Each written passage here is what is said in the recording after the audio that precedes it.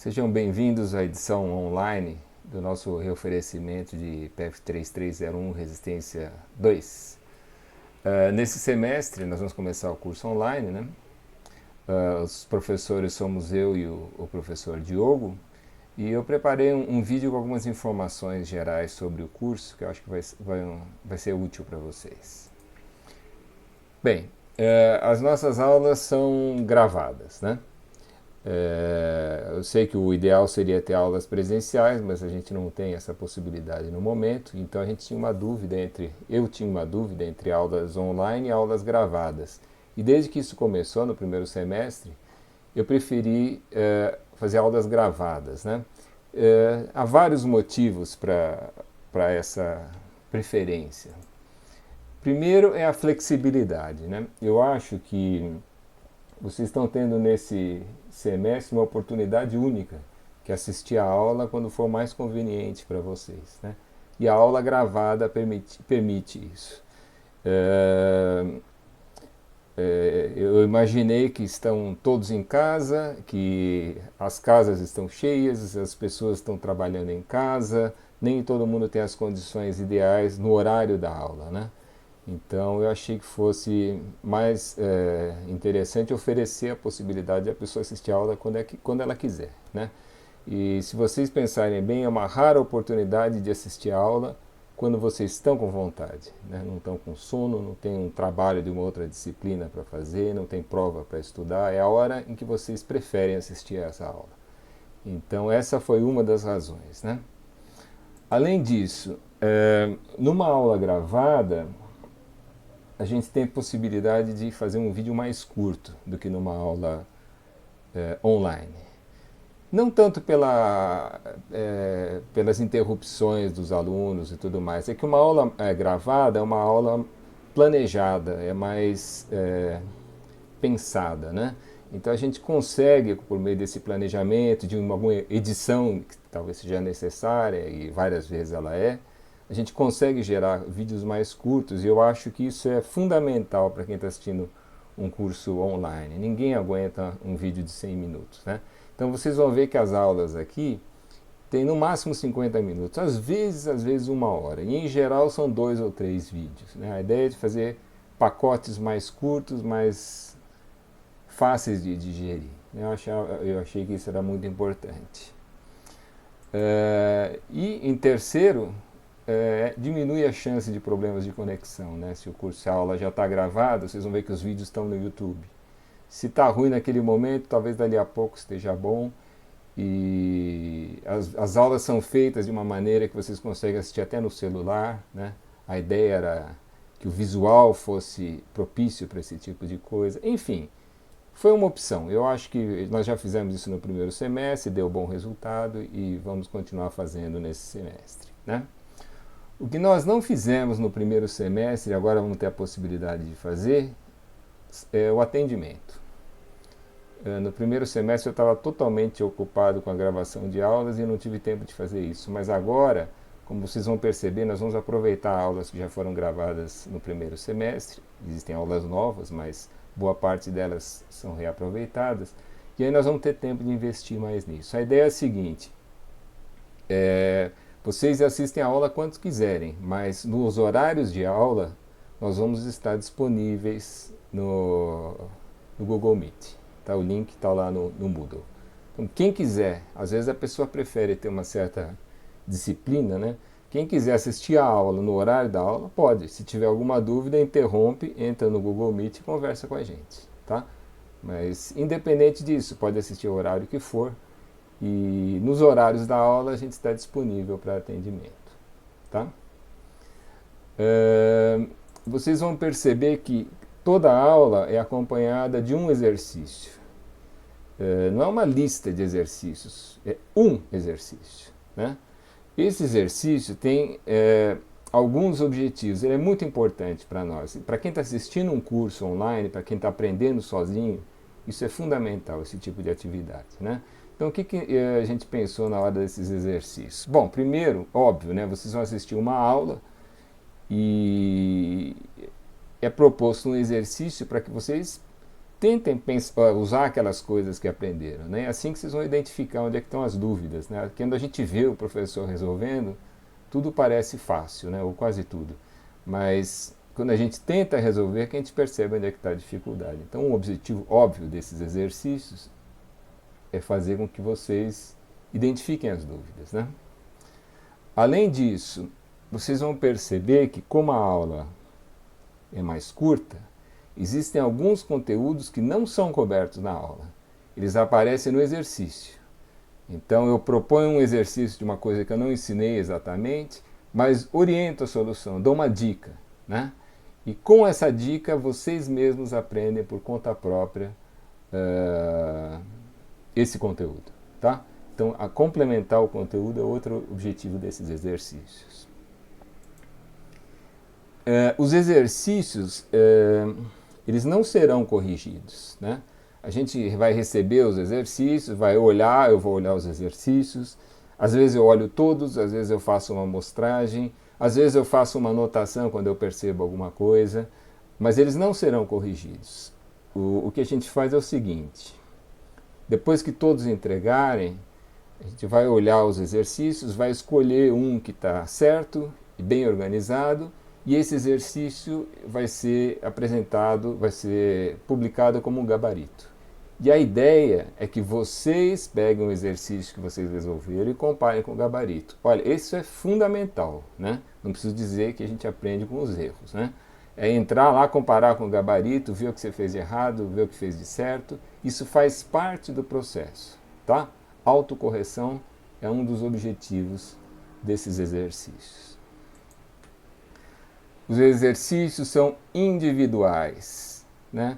Não vale copiar exercício, tá certo? Cada um faz o seu. Vocês podem, obviamente, trocar informações, vocês podem consultar os professores. O exercício não é uma prova, né? Não é necessário acertar, mas é preciso tentar. Está escrito aqui porque essa é uma ideia importante. Isso quer dizer que não vale pegar e copiar o enunciado do exercício e entregar. Não vale. Vocês têm que tentar resolver.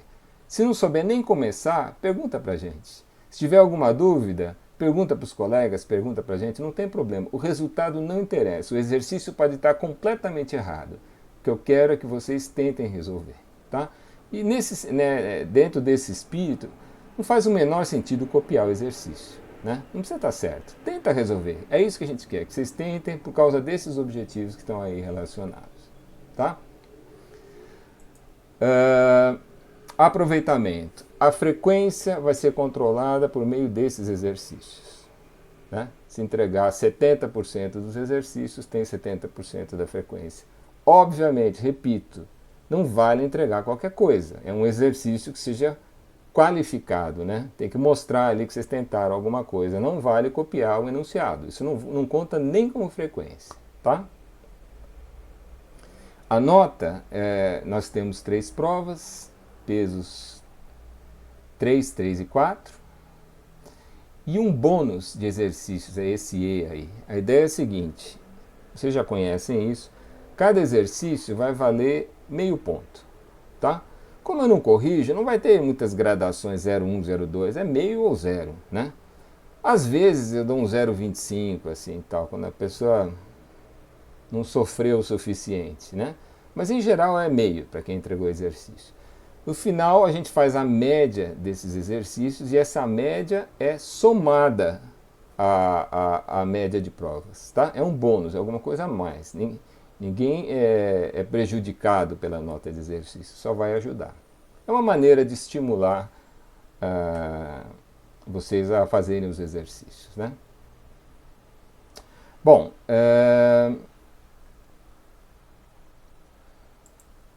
esse aqui é o Moodle da disciplina. Eu estou reformulando ele esse semestre. A ideia é organizar o Moodle por capítulos, né? Então, e eu vou criando ele à medida que o curso vai se desenvolvendo. Está aqui o primeiro capítulo, solicitações combinadas.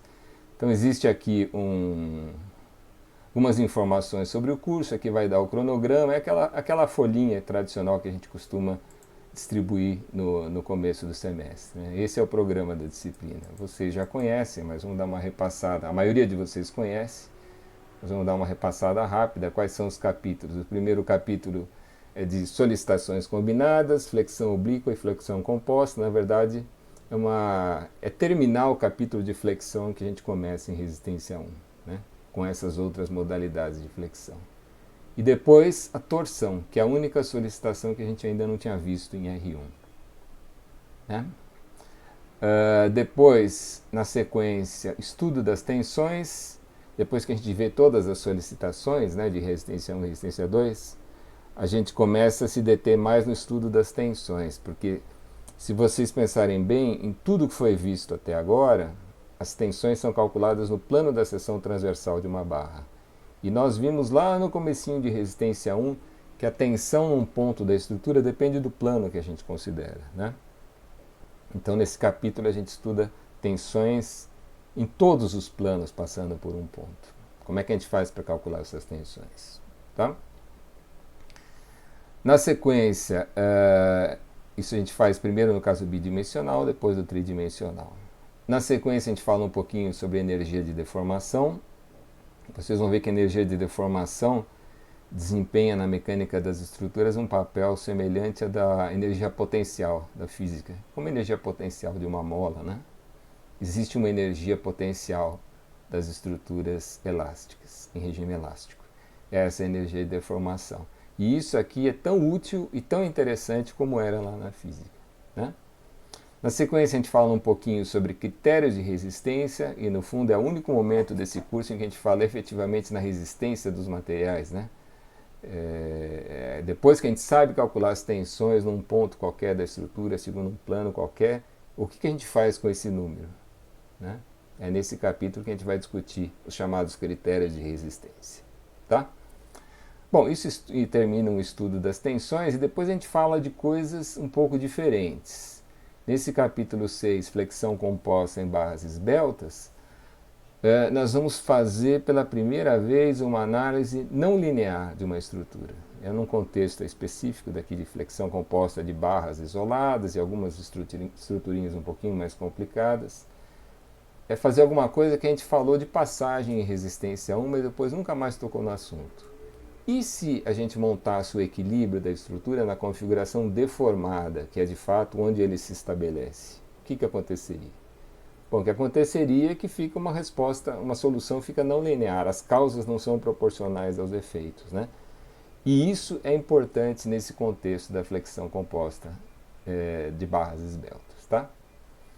É uma preparação também para o que vem na sequência, flambagem, que é quando nós vamos estudar pela primeira vez a estabilidade do equilíbrio. Desde R0 a gente está estudando as condições de equilíbrio das estruturas, né? Mas a gente nunca se preocupou em saber se esse equilíbrio é estável ou instável. E essa estabilidade do equilíbrio é definida da mesma maneira que era lá na física, né? É óbvio que a gente quer que as estruturas estejam em equilíbrio estável, né? Então é preciso estudar em que condições isso acontece. E por último, um capítulo que é bem diferente do que vinha antes, né?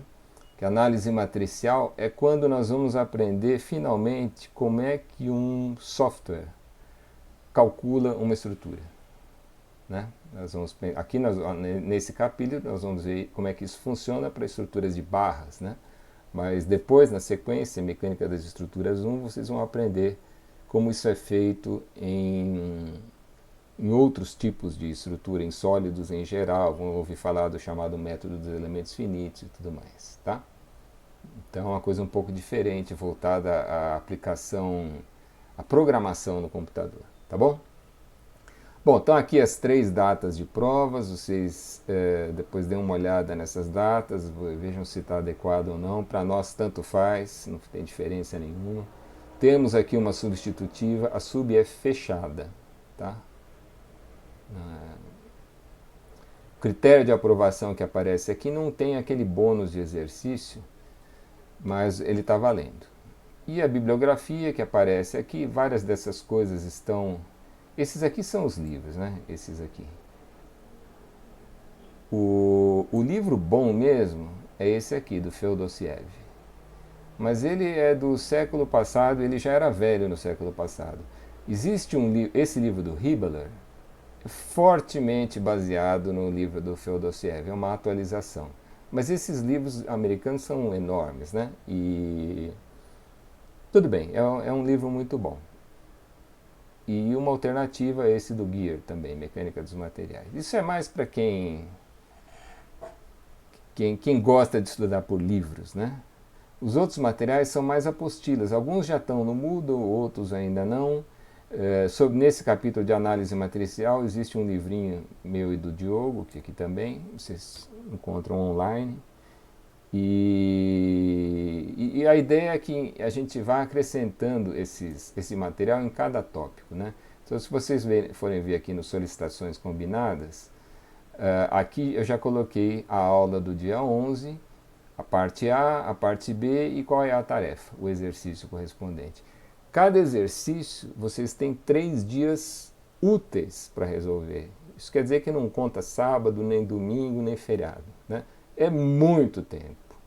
Então vejam, é como se a gente desse a cada módulo, que é aula mais exercício, uma flexibilidade de 3 dias para vocês concluírem.